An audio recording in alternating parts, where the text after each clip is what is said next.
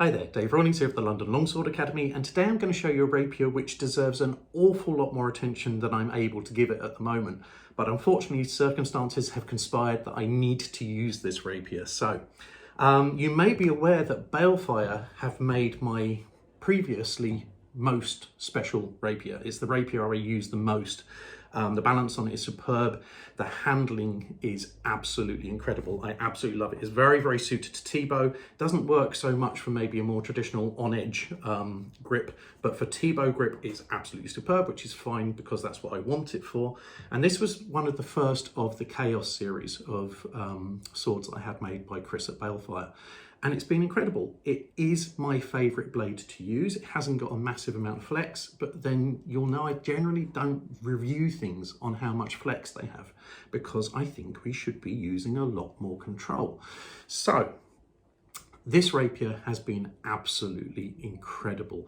The crossguard has stood up to a lot. So frequently with rapiers that I have, they'll get a knock on the crossguard and they'll get bent, and that's understandable, it happens. But Chris's Balefire rapiers have stood up to a lot, and they're very, very sturdy. The tempering even on the hilts is exceptional.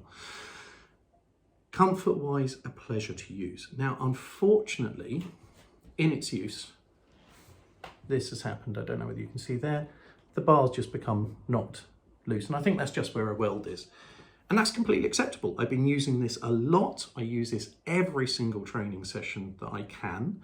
And it's taken one too many knocks, and that part has fatigued and it has broken, and that is absolutely fine. I will send it back to him at some point if he's okay with that, and I will pay him to get it repaired because it stood up to what it should have, and it's done so for a very, very long time, and I'm exceptionally, exceptionally happy with it. So unfortunately, because that's broken, I have got to use this, and this is the ERIS rapier. And I'm going to go through a few details. I'm going to try and obscure the back a little bit for you to start off with. But first of all, you may notice that the cup is a little bit smaller than usual, and this is to encourage me to fence. Again, I've really tried to go for a similar dimension to the rings on a T-bow rapier so that I'm not overly covering my hand, while at the same time protecting myself from occasional thrusts that go in through the guard, which are unavoidable on a long enough timeline. We all get injured if we keep on taking thrusts through the holes in our guards. So not having one, I think, is reasonable at this point. He's made little embellishments on the screws, and I absolutely love this. And you see he's put little brass washers underneath, which I think is wonderful.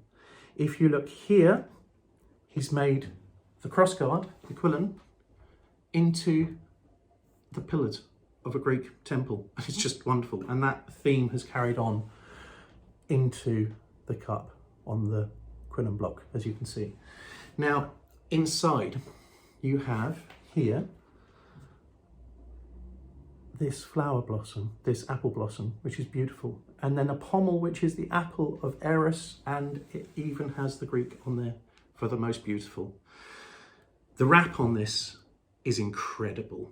This is museum quality. It's beautifully done. And I've taken some pictures because I think me holding it up with backlighting things isn't going to do it justice. So I want you to be able to see it properly. Handling wise, absolutely beautiful. I'll give you an update on this in the further video, but I wanted to show you this before the cup has become marked up because it is such a beautiful, beautiful sword. It's utterly incredible. To put little details like the stem, the tang coming into the stem of the apple, the extra little embellishment of a leaf that he's made, and the cast pommel is beautiful. I use beautiful a lot for this because unfortunately, I am for the most beautiful. I am for this sword rather than the sword being for me. I'm not beautiful, but this is an absolute masterwork. And Chris, I could not be happier. So Chris at Balefire has done something completely wonderful with this, something exceptional, which has transcended work that I've even had from him before. And I've had some beautiful work from him. So please look at Balefire's work.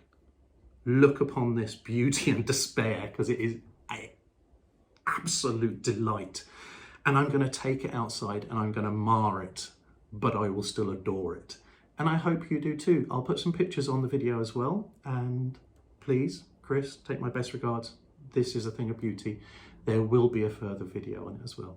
Take care. Bye-bye.